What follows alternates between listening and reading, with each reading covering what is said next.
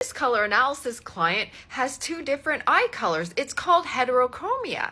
And many of you asked, can a color analysis be done when somebody has two different eye colors? And I always say general eye colors are irrelevant in color analysis, so of course. This is going to be a very full color analysis video that I'm excited to share with you, and I'm so thankful to this color analysis client for giving me permission to share her color analysis with all of you and providing all the photos used in this slideshow.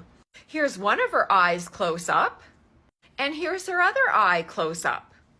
Here's one of the historical pictures she supplied with her hair colored in this picture. There's highlights in it, so it's not her natural. This is her, though, with no makeup on. Here's another historical picture she supplied. And here's another historical picture she supplied. She's not sure if her hair was colored here, but it's very much close to her natural. When she started finding out more and more about color analysis, she thought she might be a spring or autumn and signed up for my service to find out which one. This picture is her with her natural coloring isolated. I always hesitate to show you these pictures with the backgrounds on because many people don't know what to look for when looking at these comparisons, and so I'll try to guide you as best as possible, but please, you're gonna have to trust me on the result here because the client here is experiencing the benefits of her result and I can't unsee this result. So perhaps use this as a learning because please don't comment below and say I see something different, because it's sort of disrespectful, I find, to this client who's enjoying her results in person. Totally cool if you don't agree with the result. I just ask you not to comment because my content is what it is today because of clients who give me permission to share, and seeing comments on posts discourages people from sharing, and that's no fun. So perhaps hold your phone far back from you and maybe you'll see this better. But over here, there's disconnection between her and the color. This is spring, this is autumn on the right there. And so with the spring, there's disconnection. While her face coloring may look brighter, it's not a healthy bright. There's patchiness and unevenness brought onto her skin. Spring colors are tints, they're warm tints. And so, while it may appear brighter on your screen because it's a tint, meaning her face appears brighter, it's not a healthy bright. Her face on the right there against the autumn color is more smooth, even, more focus on her eyes. There's no disconnection between her and the color. Your eye doesn't wander. It's easy to focus on her on the right, whereas on the left, your eye wanders and her coloring is overwhelmed by the color. Her jawline is more lifted on the right, whereas there's this heaviness at the jawline as well on the left. Here's another look, spring on the left, autumn on the right.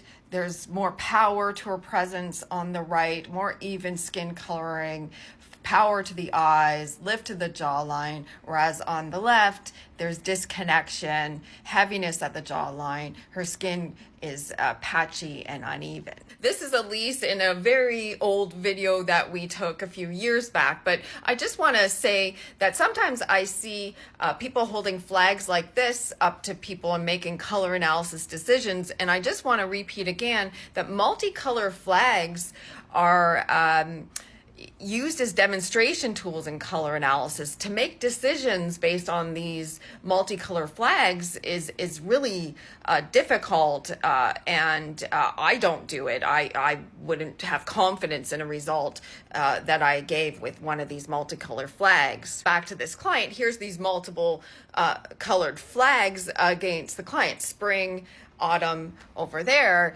and it's again really hard to see. I wouldn't make decisions based on these flags. Here's again looking at the individual colors, spring, autumn. Autumn to me is obvious here. When I go to the multicolored flag, it's not so obvious. This client received a result of fully warm skin undertone, true autumn, and here's one of the pictures she sent in true autumn colors. She sent a lovely email update. Here's page 1 of her update. She's absolutely loving her True Autumn colors, and she submitted her analysis back in October and has played with the True Autumn colors now for a couple of months. Here's page 2 of her email update. You can pause this to read it.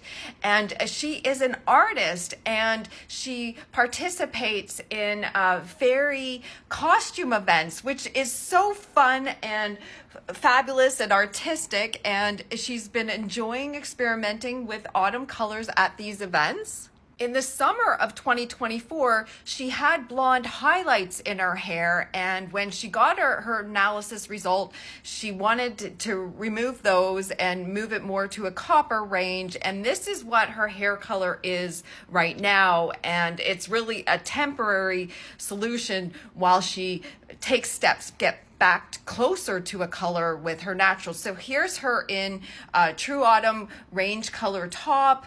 Look at the beautiful autumn jewelry she's wearing, and this is the transitional hair color she has taken on before she moves back to a True Autumn hair color. This is really good more for a warm spring, warm autumn range, so it's not fully off, but she does feel and realize there's a difference between here and here. Can you see this color over here? There's a bit of disconnection and out of harmony. It's more difficult to see her behind the hair color, whereas over here, this is harmony and power, and you see her before the hair color. I had to share this picture with you. So here is one of the photos she supplied in one of her fairy costumes, which is absolutely beautiful. So this is more, the dress is more of a spring color range, whereas the headpiece is more of a warm palette range. And so, you know, you can see it's not officially off, but a more deeper color on her would be optimal and harmonious in terms of the dress. But, you know, have fun. And I will just add that sometimes you want to show off what you're wearing and perhaps not you. And perhaps in a costume event like this, it would be okay to go outside your palette. So for instance, if somebody is participating in a modeling, say a fashion runway show, it would be good to have them in a colored dress, let's say, where it's not in harmony with their coloring, so the focus is on the dress. And so it may be okay for you to wear something slightly outside your palette. Well, it is brighter than your palette. It's spring.